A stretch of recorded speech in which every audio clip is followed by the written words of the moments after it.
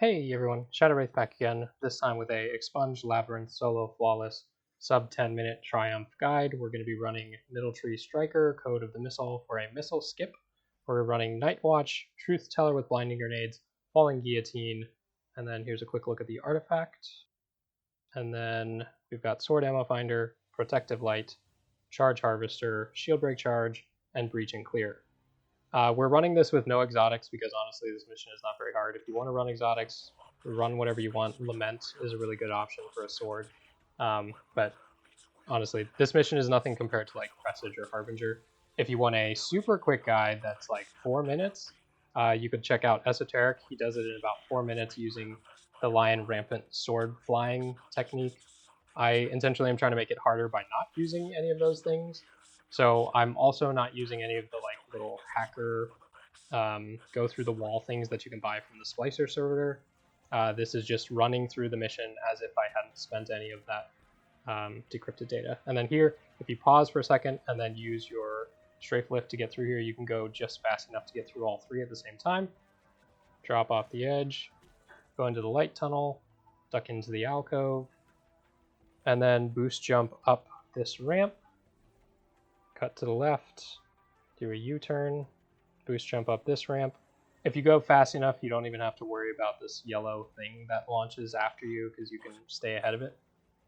And then something else that's fun with Missile Titan is you can do this YEET melee all the way down to the bottom. Make sure you don't miss that tiny little platform. If you do, obviously you just straight up die. And then duck under that, jump up to here, try to avoid clipping your feet like I did there because that'll slow you down. And then jump out and around this part because there's a bunch of stuff that will come down and knock you off. Jump to the middle, off to this side, and if you're sprinting through here full speed, you can just make it through before this door comes down. That was a super close call, but just made it through before the door came back down. Jumping to the next area, hop from here. This is, again, pretty straightforward path. There's not a whole lot to figure out here. The main challenge on this mission, I think, is just like having random stuff happen and not dying to the gravity cannons. So you can jump down into the middle of this pillar, jump down onto this bottom platform, and then you can actually just run off this platform and boost to the grav cannon. Jump into this grav cannon. If you walk into it, sometimes it'll kill you by just sucking you into the back of the grav cannon. And then I don't know which one of these tunnels is actually the fastest. Jump into this grav cannon again, otherwise it'll kill you potentially. I just take the middle tunnel. Left tunnel may actually be a little bit longer, and then right tunnel is probably about the same. So pick whichever tunnel you like. Drop down to the last little ramp area. And then my melee is just recharging, so I can use it at this next area again. And as you're jumping through here, all of the platforms will spawn quick enough that you don't have to slow down at all. Once you hit this platform, you can jump and melee these three guys down here. This is why we're running Charge Harvester, so we don't have to slow down to like pick up orbs for taking charge. We can just get kills.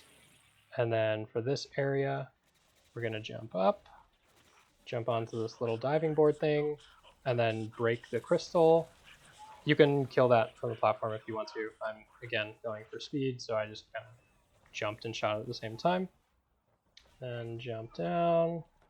Watch out when you kill this harpy. The data spike can fall off the edge. So I tried to wait until I was super close to it and then grabbed it as it fell. Jump up. Just run past all of these guys. Careful jumping into this grav cannon. Try to go to the front of it, not on top of it. And then even these can damage you. It's really weird. Like, I don't know how Bungie coded grav cannons, but it's very strange. Alright, so here's the skip, and this is why we're running Missile Titan.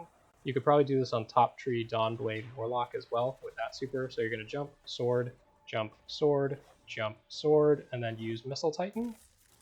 And then aim as high as you can to get as much distance as you can.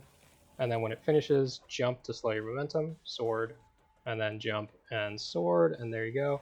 I just missed the little platform that I was trying to land on, and then I bumped my head there, so whoops. And then jump up and kill this this other harpy, grab that spike, and drop down. Watch when you're running through this tunnel, you'll see me get a little bit booped to the side there. If you slide, sometimes you'll get booped all the way off the side. So just keep an eye out for that little piece of geometry that bumps you out. Jump into the last grab cannon. This launches you over to the boss area. And then the main goal here is just use the breach and clear grenade launcher to hit the boss. That gives you the 30% debuff. And then we're going to use a sword to damage him.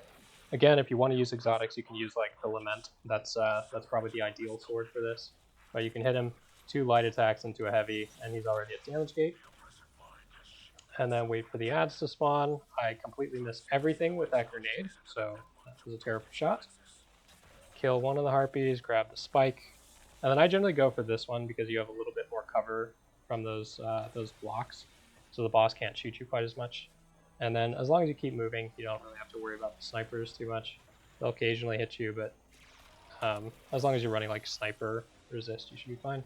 Jump to the front of this cannon, not on top. I have died to that before. Blinding nade, missed the next nade, hit finally, and then I almost get stomped here, so I use the melee. When you're holding the data spike, if you use your melee, it stops your momentum just like a sword. So I didn't want to get stomped off, so that's why I meleeed. Do the same thing on these platforms, just jump all the way across, keep moving. Snipers shouldn't bother you too much. Dunk the spike, again, drop to the front of the cannon. That launches you back up, hit him with a breach and clear nade coming in, 30% debuff.